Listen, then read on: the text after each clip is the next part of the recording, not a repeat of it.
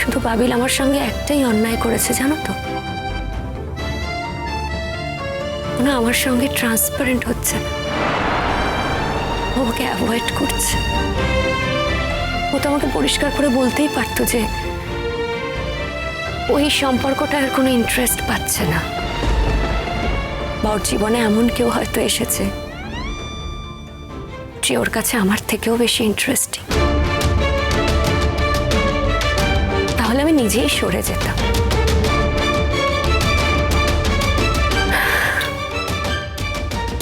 দেখো কাকিমা, আমি তো তোমার ছেলেকে খুব ভালোবাসি, বলো আমি বড্ড ভালোবাসি ওকে। আমি তো চাই ওর ভালো হোক, আমি তো চাই খুব ভালো থাকুক। তোমাকে কিচ্ছু নিতে হবে না, এই ঠাকুরপো যাচ্ছে, ঠাকুরপো সব কিছু করে দেবে। হ্যাঁ বোঝো বোঝো, তুমি তোমার ঠাকুরপোকে নিয়ে যাও আর তাকে দিয়েই করাও সব। তোমার ঠাকুরপোকে তো জানি সে ত্রিসীমানায় গেছবে না। দেখেছো ঠাকুরপো তোমার নামে কি বলছে? এটা কিন্তু দাদা ঠিকই বলেছে। আমি কিন্তু বরাবরই ঝাড়া ঝাপটা, জানো তো। আমার সুটকেস দেখো, ওই ছোট্ট একটা ব্যাগে আমি সব গুছিয়ে নিয়েছি, মানে সোয়েটার পর্যন্ত। আরে বাবা, যাবো তো দুদিনের জন্য, এত ঝঞ্ঝাট করার কি দরকার? আমি কিন্তু ওসবের মধ্যে নেই। দেখো বৌদি, হয় তুমি জিনিস কমাও, নয় দাদাকে দিয়ে করাও। আমি কিন্তু এ সমস্তর মধ্যে একদম নেই। আমি কিন্তু ডাকলেও তখন যাব না। বাবা, তোমরা তো দেখছি সব ঘরশত্রু বিভীষণ, আর এই তোমাদের জন্যই তো এত সব নিয়ে যাচ্ছি। মাফ করো বৌদি, আমার কিচ্ছু লাগবে না, বিশ্বাস করো। আচ্ছা প্রসূন, তুই হাসছিস কেন বলতো? তুই যাবি যদি তো চল না, তোর বোন তো তোকে কতবার যেতে বললো, তুই তো রাজি হলি না। হ্যাঁ নিয়ে যান, নিজেরা তো যাচ্ছেনই, ছেলেকেও ট্রেনের সঙ্গে করে নিয়ে চলে যান। আমার আর কি, আমি তো পরের বাড়ির মেয়ে, এখানে একলা পড়ে থাকবো। আশ্চর্য, আপনারা যে কি করে কথাগুলো বলেন আমি মাঝে মাঝে বুঝতেই পারি না। তুমি সব কিছুতে এত দক্ষ, অথচ একা থাকতে পারো না। আরে বাবা, দরকার হলে বাপের বাড়ি চলে যাও, তোমাকেও তো যেতে বলা হয়েছিল। তুমি যেতে চাওনি, সেই জন্য যাচ্ছ না, আর সেই কারণে প্রশ্নও যেতে পারছে না। না না কাকু, যাওয়ার হলে আমি যেতাম, আমার 16 আনা যাওয়ার ইচ্ছে। আসলে মানে কালকে একটা অফিসে ইম্পর্টেন্ট মিটিং পড়ে গেছে, সেই জন্যই যেতে পারলাম না। আসল কথা কি জানেন তো কাকামণি, আমি না আবার এতটা অধর্ম করতে পারবো না। এই যে প্লুটোটা চলে গেল, প্লুটোটা তো ঘুরে ঘুরে আমাদের বাড়িতে আসতো, আমিও তো প্লুটোকে ভীষণ ভালোবাসতাম। কিন্তু এই যে প্লুটোর অ্যাবসেন্সে সবাই এত আনন্দ উৎসব করছে, হই হুল্লোড় করছে, সেটা আপনারা করতেই পারেন। সত্যি বলতে কি আমি পারবো না। না, আপনাদের মনে হতেই পারে যে আমি হঠাৎ কেন এরকম করছি, এত বাড়াবাড়ি করছি কেন, এত কথা বলছি কেন। আসলে কি বলুন তো, আমার না একটা বিবেক আছে, বিচার বিবেচনা আছে। আমি পারলে বরং অনন্যাদির বাড়িতে যাব, অনন্যাদির হাত দুটো ধরে না একটু চুপ করে বসে থাকবো। আপনাদের মেয়ে তো সেটাও করেনি, সে তো বিয়ের পর থেকে একেবারে স্বামী সোহাগিনী হয়ে ঘুরে বেড়াচ্ছে। অনন্যাদি যে তার বড় যা, তার যে একটা শ্বশুর বাড়ি আছে, সেখানেও যে যাওয়া যেতে পারে, একবার তার পাশে বসা যেতে পারে। আচ্ছা, ওদের সঙ্গে গিয়েও তো একবার কথা বলতে পারে আপনার মেয়ে, একটু বসতে পারে, ওদের সঙ্গে করে কোথাও বেড়াতে নিয়ে যেতে পারে। ওর কি কোনো দায়িত্ব নেই ওদেরকে একটু আনন্দ দেবার? ধরে নিলাম দায়িত্ব আসি, ও দায়িত্ব অবহেলা করছে, তো তুমি তোর গার্জিয়ান নও, তুমি কেন এই সব বিষয়ে কথা বলছো? ওর স্বামী আছে, ওর শ্বশুর বাড়ির লোকেরা আছে, তারা বুঝবে, তারা যা বলবার তারাই বলবে। আমার খারাপ লাগে সে অনন্যাদি দুঃখ করে কথাগুলো বলে ফেলে তো। না তাহলে যেও না, তোমার যখন ননদের নামে কথা শুনলে খারাপ লাগে, দুঃখ হয়, কষ্ট হয়, তখন তুমি যেও না। এত খারাপ লাগলে তোমার যাওয়ার তো কোনো প্রশ্নই আসে না। এটা কোনো কাজের কথা নয় মিঠিল। প্রতিটা মানুষের জীবনে সমস্যা আসে, সেই সমস্যা থেকে না মুখ ঘুরিয়ে নিতে নেই, সেটার মুখোমুখি দাঁড়াতে হয়, ফেস করতে হয়। সমস্যা থাকলে সেই সমস্যাটাকে সমাধান করার চেষ্টা করতে হয়। যদি তোর আর পাবিলের সম্পর্কে কোনো রকম সমস্যা থেকে থাকে, আমি জানি তুই পারবি সেটাকে সর্ট আউট করতে। মুখোমুখি দাঁড়া। ভালোবাসাটা অনেক অনেক দামি রে, ভালোবাসা হেরে যেতে নেই।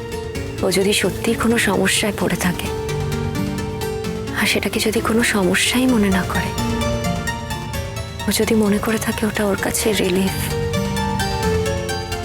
তাহলেও নিশ্চয়ই তুমি আমাকে সেম সাজেশন দেবে না নতুন কাকু? মিঠিল,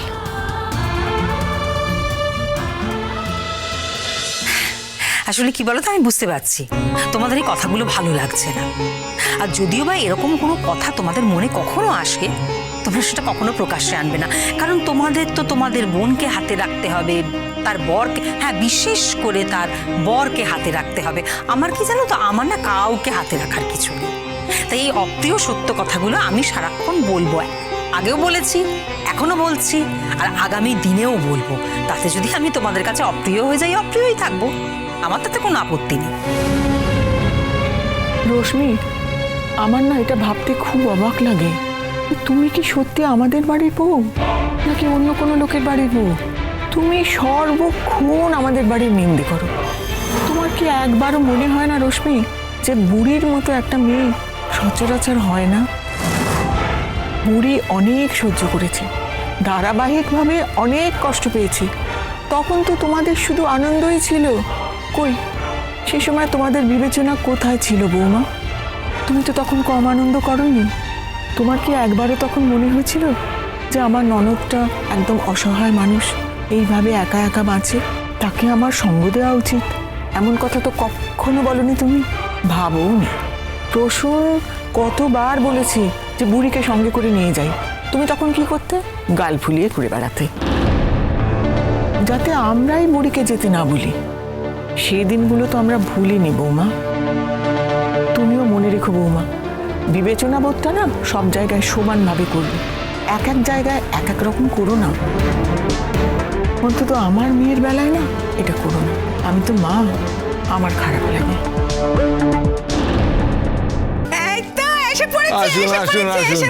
সবাই মিলে তো এসে পড়েছে। হ্যাঁ, এখন তো খুব শান্তিতে বেরো না, খুব শান্তিতে। আমি তো যাচ্ছি না। তা ভালো, একদিক থেকে ভালো তো বটেই। আপনি গেলে আপনার সঙ্গে তো আমার বনিবনা হয় না। আপনি সব সময় আমার মেয়েটাকে নিয়ে দখলদারি করেন। এবার তাহলে কিন্তু আমি মেয়ের পাশে বসে বসে একা একা যেতে পারবো বাবা। হ্যাঁ হ্যাঁ হ্যাঁ, আপনি না আপনার মেয়ে আর আপনার জামাইয়ের মাঝখানে বসবেন, তাহলে আরো ভালো হবে। একদম বাজে কথা বলবেন না। আমার কি এইটুকু বিবেচনা নেই নাকি অমনি মেয়ে আর জামাইয়ের মধ্যে ধপাস করে বসে পড়বো? আসলে আপনি ওই রকম লোক, বুঝতে পেরেছেন? আপনি তো আগে সর্বক্ষণ আমার আর আমার মেয়ের মাঝখানে বসে থাকতেন, কোনো কথা বলতে দিতেন না। পাছে কিছু বেফাস কথা বলে ফেলে, আপনার নামে কোনো নিন্দে করে ফেলে, সেই ভয়ে। আমার মেয়ে যে কারো সম্পর্কে নিন্দে করতেই পারে না, এটা তো আপনি বুঝতেই পারেননি। ওই দেখো, আবার এসব ঝামেলা করতে শুরু করলে কেন? বেড়াতে যাবো এখন আমরা। হ্যাঁ দেখুন দেখুন, আপনার গিন্নি কিরকম জাহাবাজ মহিলা, দেখুন। কি বললেন? কি মহিলা? জাহাবাজ, আপনি জানেন না? এইসব ভাষা না আমরা কোনোদিনও শুনিনি, বুঝতে পেরেছেন? ও শোনেননি? তাহলে শুনুন শুনুন, এই কাজটাকে কি বলে সেটা জানবেন না? যারা এই কাজটা করে সেটাকে কি বলে জানবেন না? আপনার মতো মহিলাকে না এই সমাজের লোকেরা কি বলে জানেন? জাহাবাজ। জাহাবাজ, হ্যাঁ, আপনি হলেন জাহাবাজ মহিলা। কোথায় কোথায় সবাই এসে গেছেন? আরে বাবা, এসে তো গেছি, কিন্তু এসে কোথায় পড়েছি সেটা বুঝতে পারছি না। কেন? আর বলো না, আরে বাবা, ঢুকতে না ঢুকতেই তো এখানে দুর্ধর্ষ লড়াই শুরু হয়ে গেছে। হ্যাঁ হ্যাঁ, আমি লড়াই করছি, আর আপনি তো আপনার বৌদিকে ঢেকে কথা বলবেন। কি মুশকিল, আমি কোথায় বললাম যে আপনি একা লড়াই করছেন? আচ্ছা আপনি বলুন তো, লড়াই কি একা একা করা যায়? আরে লড়াই তো দুজনের মধ্যে হয়। আমার বৌদি আর আপনি দুজনের লড়াই করছেন। বুঝতে পারছি না শেষ পর্যন্ত আমাদের যাওয়াটা হবে কিনা।